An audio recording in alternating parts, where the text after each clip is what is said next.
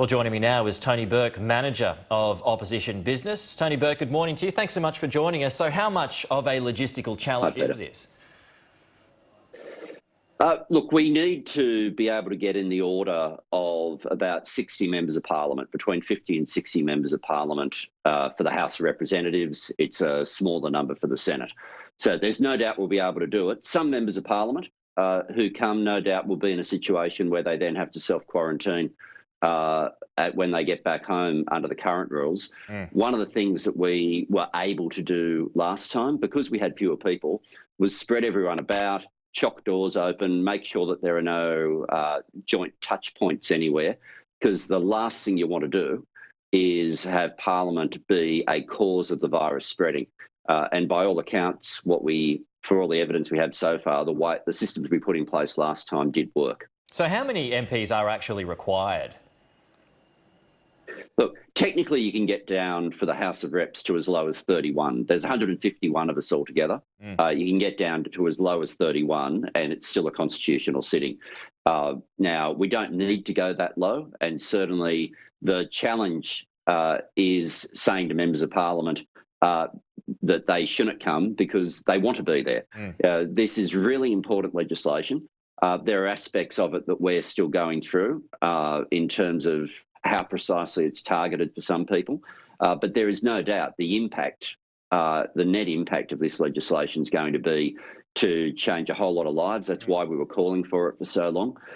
So we're going to make sure that we get there and we get this done. Well, I mean, last time I think it was about 90 MPs that were able to make it, but there's obviously since been some changes. And just run us through some of those logistical challenges. I mean, we're talking about some border restrictions that are in place. There are limited flights as well, particularly that involve other parts of Australia more so.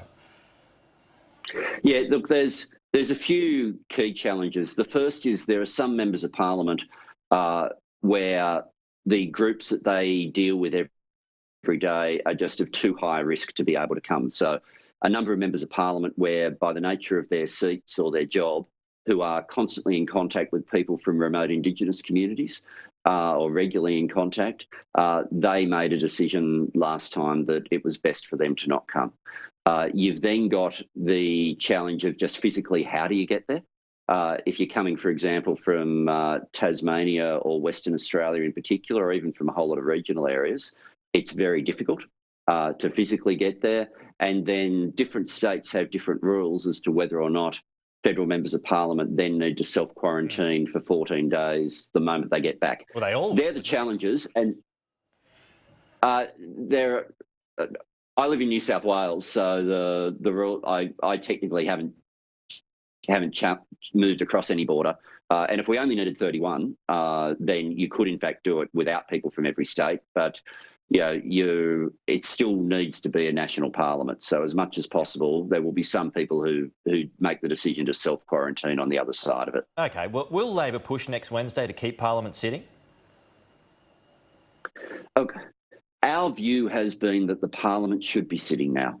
That's been our view, and we don't stop for a minute, regardless of what legislation there is, in making that call. Now more than ever, Parliament should be sitting.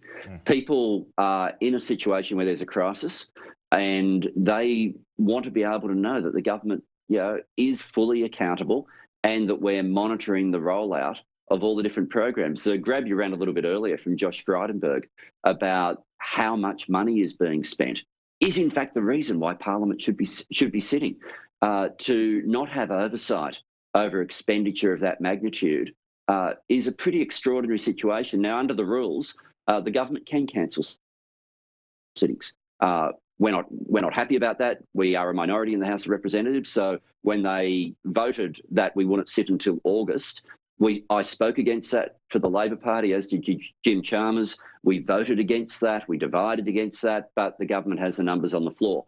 We said at the time it was ridiculous to think that we would not be coming back before August, and here we are now. We'll be back next week.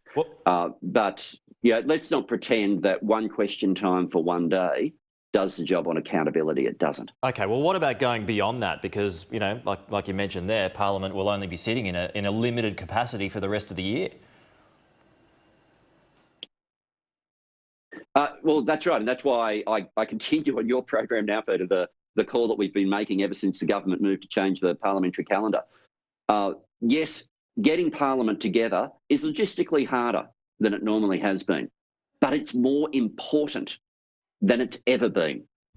And we should not be taking backward steps on accountability in the middle of a crisis. So we should be continuing to sit. It shouldn't just be a one-day sitting. It should be longer than that. The government, we can't force that, but the government should hear that. To say to the Australian people in the middle of a crisis that accountability's gone missing is not the right message. And particularly at a time where a whole lot of these measures, you've got both sides of Parliament working together to make sure that they happen. It's absurd that the government's insisting on basics like not having a week where you can continually ask questions and let the public know that the government's accountable.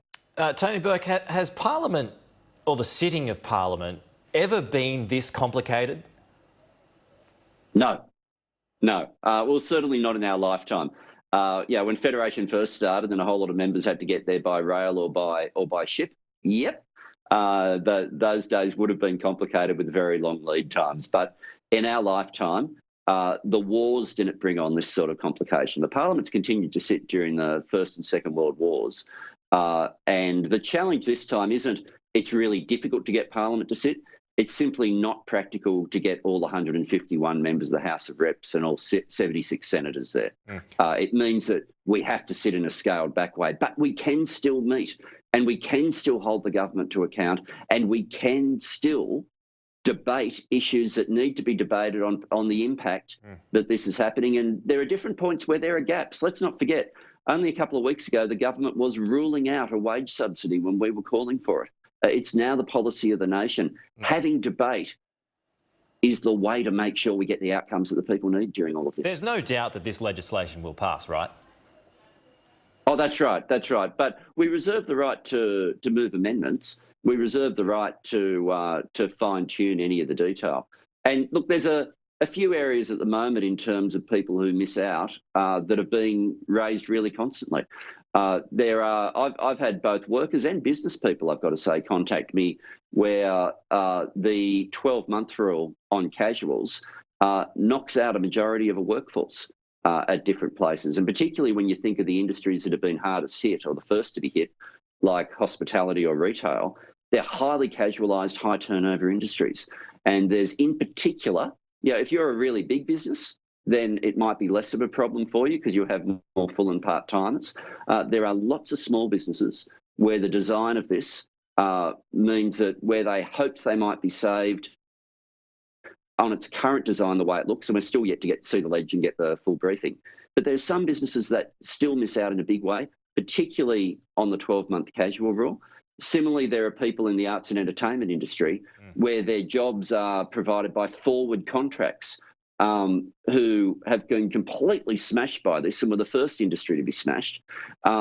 And it looks on the face of it like a lot of those companies won't be able to do anything for their workforce. So there's still room to work these details through.